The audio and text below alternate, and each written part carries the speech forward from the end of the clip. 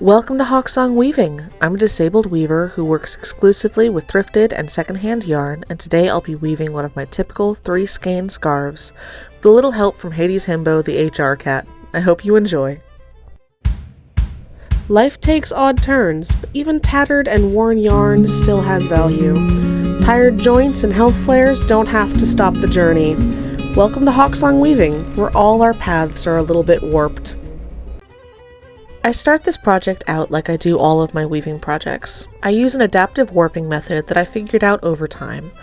I have a genetic collagen disorder called hypermobile Ehlers-Danlos syndrome. For me, this means that I deal with chronic fatigue and pain in my joints, and that if I'm not careful, my joints can slip out of place too easily.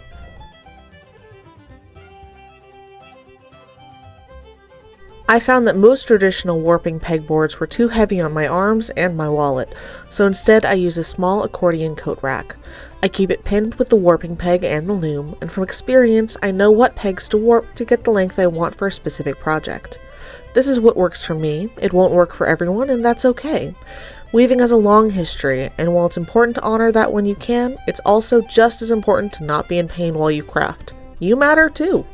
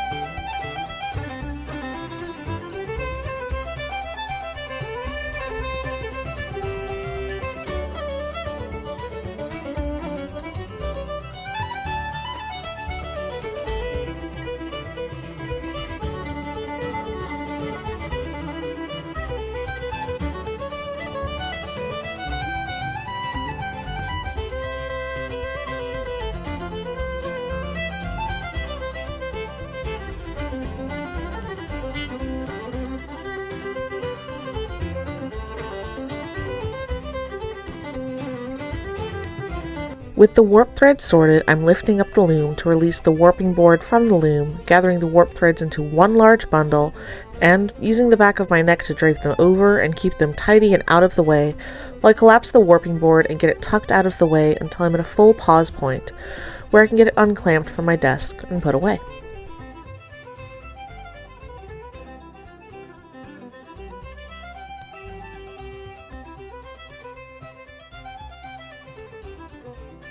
I use terry cloth towels to cushion the warp threads. This helps prevent the finished weaving from being tighter at the ends and looser in the middle, creating a sort of sausage profile in the weaving.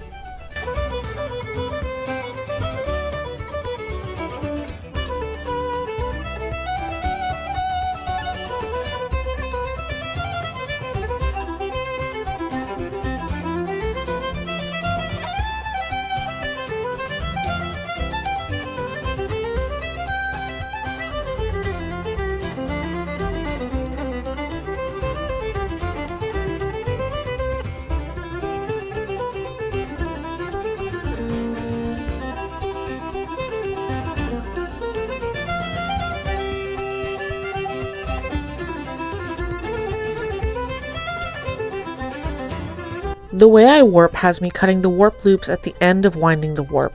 This is what's easiest on my body. It won't work for everyone, but that's okay. This isn't a great angle, but I'm being careful to pay attention to how the warp threads are laying on the back bar of the loom, and the right hand thread goes through the smaller hole in a rigid heddle reed. It's not critical, and some minor mistakes aren't the end of the world, but it does help make things easier to keep the tension of the warp threads even across the entire weaving.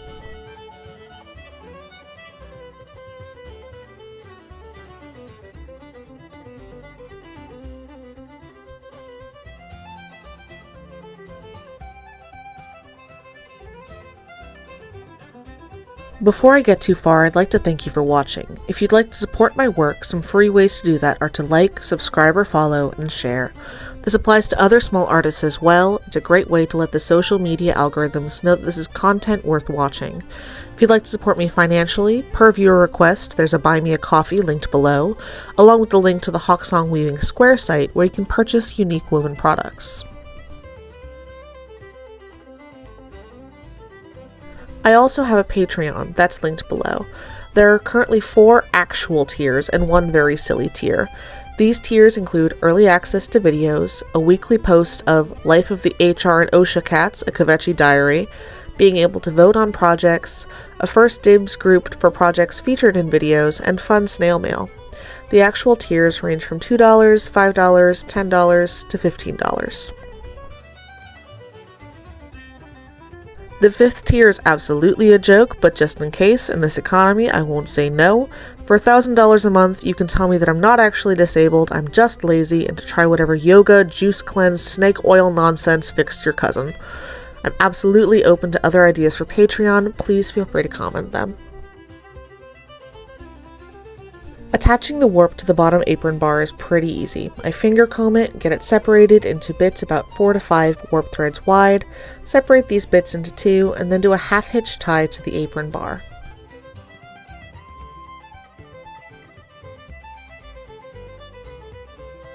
The typical 3 skein scarf I weave uses as much as it can with skein number 1 for the warp, in this case the burgundy, and the little bit of skein number 2, in this case one of the green skeins, and then for the warp I'll utilize the odd length of skein number 1 and then weave the weft with the rest of skein 2 and most of skein 3.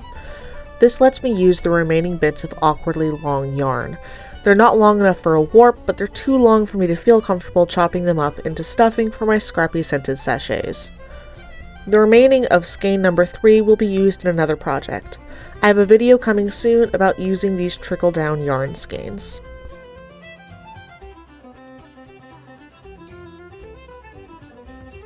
I took a break once it was warped and went to the Amherst Farmers Market with my partner. We always grab some brunch from this one stall. This time there was a new stall with a fellow weaver. She gave me some great advice about sourcing a secondhand loom and gave me some yarn she spun herself. I find stuff like that absolutely phenomenal. Her work was absolutely beautiful. As soon as she's done setting up her social media, I'll tag her in future videos.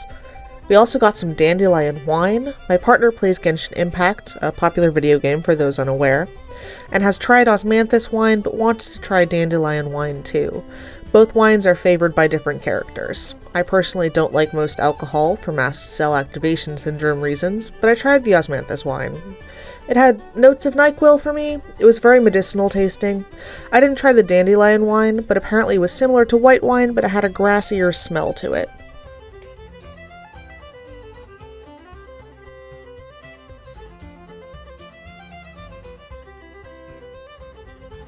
Back from the farmer's market and settled in for weaving. These 3 skein scarves are the bulk of my scarves on offer.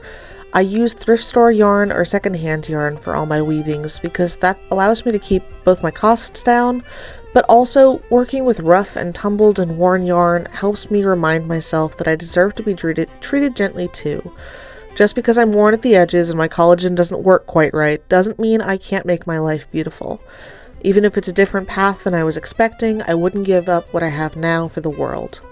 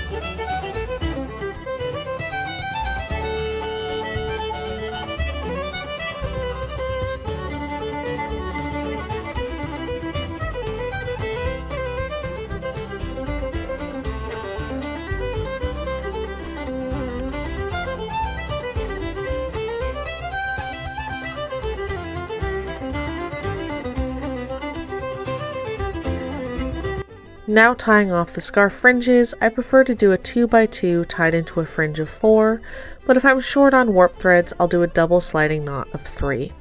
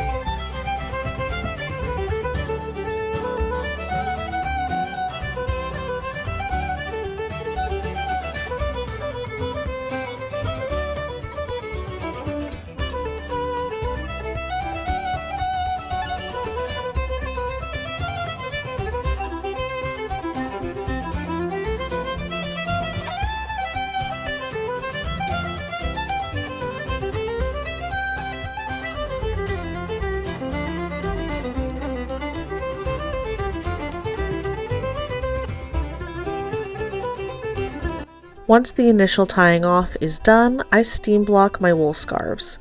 This helps the wool fibers to soften into each other and relax into the weave. Without blocking, you can get wrinkles because the weave tends to be stiff without the added heat and water. Sort of how your back can get when you've been sitting in a not great position for too long and a boiling hot shower takes care of the knots.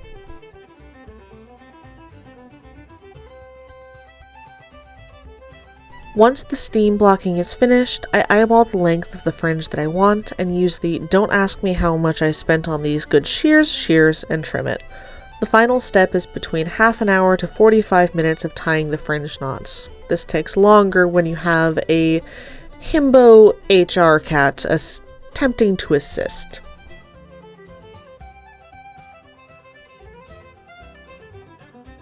He's an absolute sweetie, and I can't be too mad at him even if I wanted to. Maine Coon mixes are really like dogs, or clingy toddlers that are never going to grow up. Either works. But they've got those puppy dog eyes. I describe Maine Coons and mixes as an entire breed of orange cats. Those who know will know. Those who don't know, think either the smartest cat you've ever met or the stupidest cat you ever met. There is no in between. Hades Himbo is aptly named, and falls in the gnome brain cell, just sweetness end of the spectrum.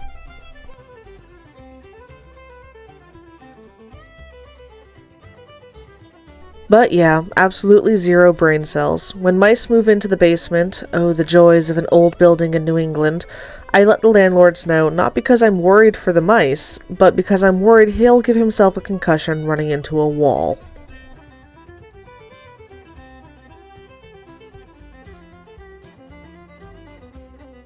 All that being said, he's the best emotional support animal I could have ever asked for, and he does his job at keeping me company and, well, keeping me emotionally supported. It's hard to be depressed when there's a clingy, fluffy toddler wanting to make biscuits on you. Thank you for coming along as I wove a 3-skein scarf. I'm so glad for the odd turn that your path took that brought you here. Thank you for spending time with me at Hawksong Weaving, where we're all a bit warped, and I hope you have a truly excellent week.